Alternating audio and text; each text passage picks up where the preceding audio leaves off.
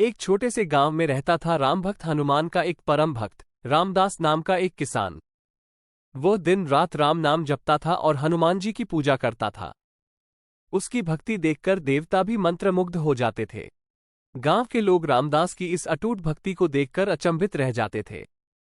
वे समझ नहीं पाते थे कि एक साधारण किसान इतनी तीव्र भक्ति कैसे कर सकता है।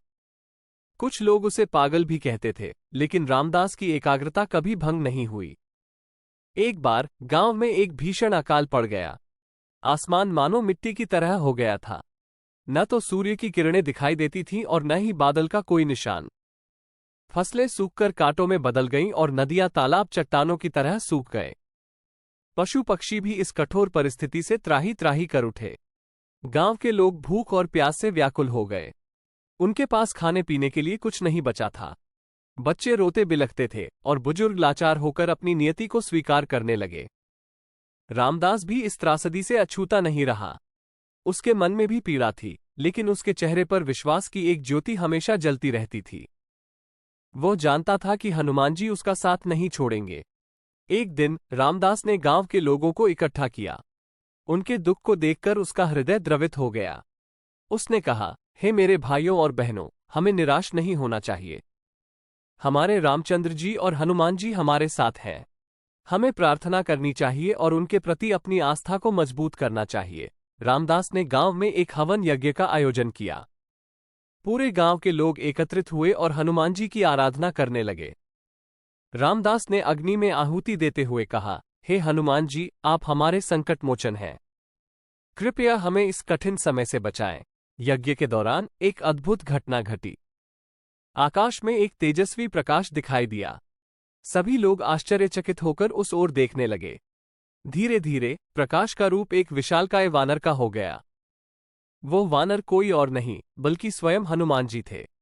हनुमान जी ने आसमान से एक दिव्य जलधारा बरसाई। वो जल इतना पवित्र था कि जैसे ही वो जमीन पर गिरा, सूखी हुई फसलें हरी भरी हो गईं। नदियां तालाब भर गए और पशु पक्षियों को पीने के लिए पानी मिल गया। गांव के लोग आश्चर्यचकित और आभारी थे। उन्होंने हनुमान जी की जय जयकार की और रामदास के चरणों में गिर पड़े। रामदास ने कहा, ये सब हनुमान जी की कृपा है। हमें उनके प्रति सदैव आभारी रहना चाहिए। इस घटना के बाद गांव में खुशियां छा गईं। लोग हनुमान जी की पूजा करने लगे और रामदास को एक संत के रूप में देखने लगे। रामदास ने भी अपना जीवन हनुमान जी की सेवा में समर्पित कर दिया। एक दिन रामदास को एक स्वप्न आया। स्वप्न में हनुमान जी ने उसे बताया कि उसकी परीक्षा अभी पूरी नहीं हुई है। एक बड़ी चुनौती उसके सामने आने वाली है, जिसका सामना करने के लिए उसे पूरी तरह तैयार रहना होगा। रामदास ने स्वप्न का महत्व समझा। वो समझ गया था कि उसके जीवन में एक नया अध्याय शुरू होने वाला है। वो इस चुनौती का सामना करने के लिए तैयार हो गया। रामदास स्वप्न में हनुमान जी के दिए संकेत से चिंतित थे, लेकिन साथ ही एक अज्ञात उत्सुकता भी उनके मन में थी। उन्होंने अपने गुरु की शरण ली और स्वप्न का वर्णन किया। गुरुदेव ने गंभीरता से सुनकर कहा, रामदास, यह निश्चित ही एक महत्वपूर्ण परीक्षा है। हनुमान जी तुम्हारी भक्ति की परीक्षा ले रहे हैं। तैयार रहो। कुछ दिनों बाद गांव में एक अजीब घटना घटी। एक राक्षसी शक्ति का उदय हुआ। एक राक्षस, जिसका नाम कालके था, गांव पर आ गया।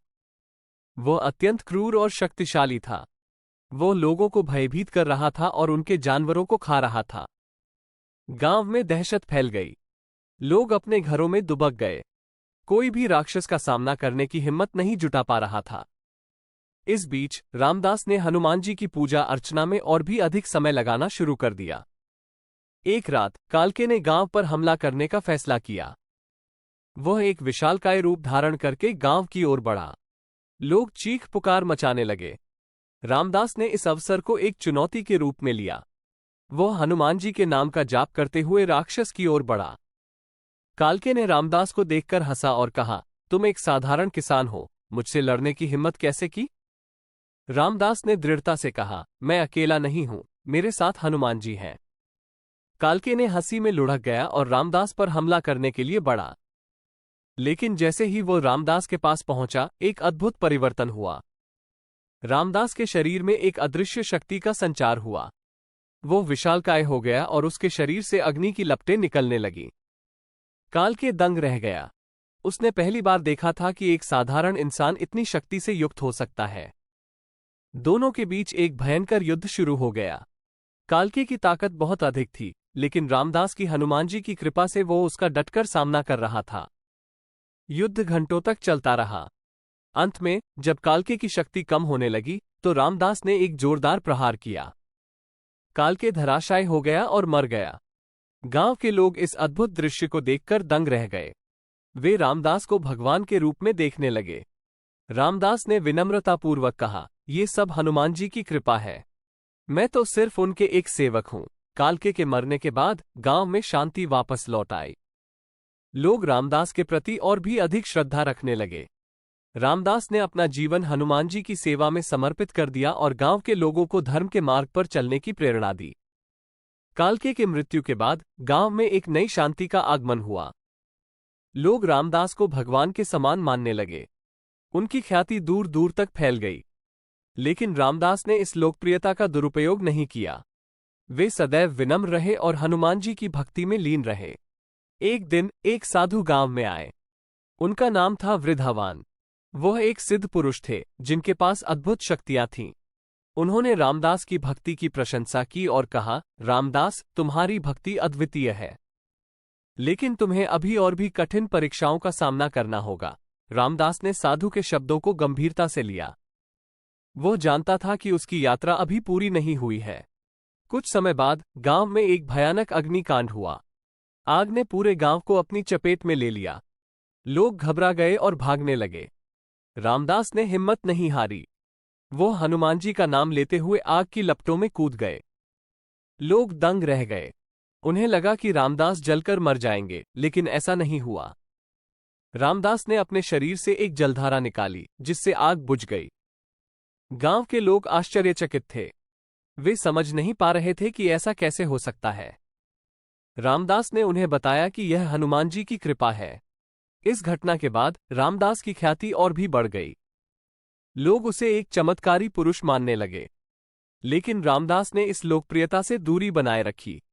वो जानता था कि उसकी असली शक्ति हनुमान जी से आती है। एक दिन रामदास को एक स्वप्न आया। स्वप्न में हनुमान जी ने उन्हें बताया कि अब समय आ गया है कि वह अपने जीवन का अंतिम कर्म करें।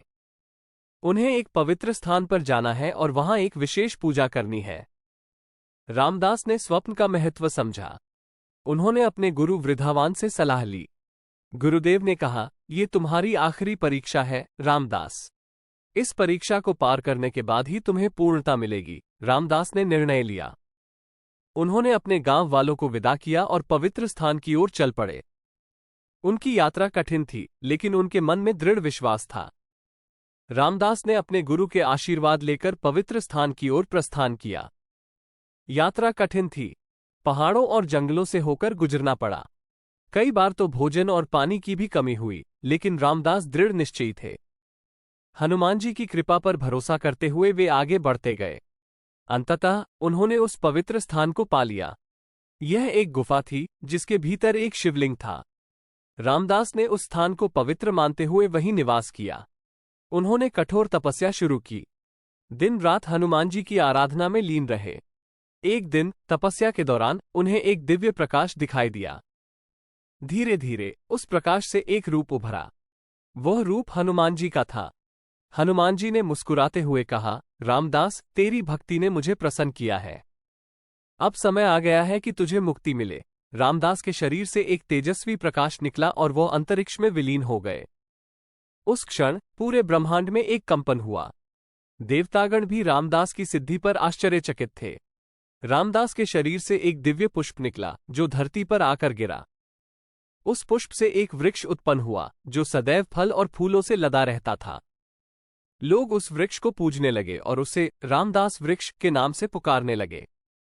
रामदास की कहानी आज भी लोगों के दिलों में जिंदा है। उनकी भक्ति और हनुमान जी की कृपा की गाथा सदियों से प्रेरित करती आ रही है।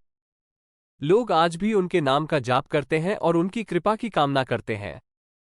इस प्रकार रामदास एक साधारण किसान से एक महान संत बन गए। उनकी जीवन यात्रा एक प्रेरणा है जो बताती है कि सच्ची भक्ति से कोई भी व्यक्ति कितनी ऊंचाइयों को छू सकता है।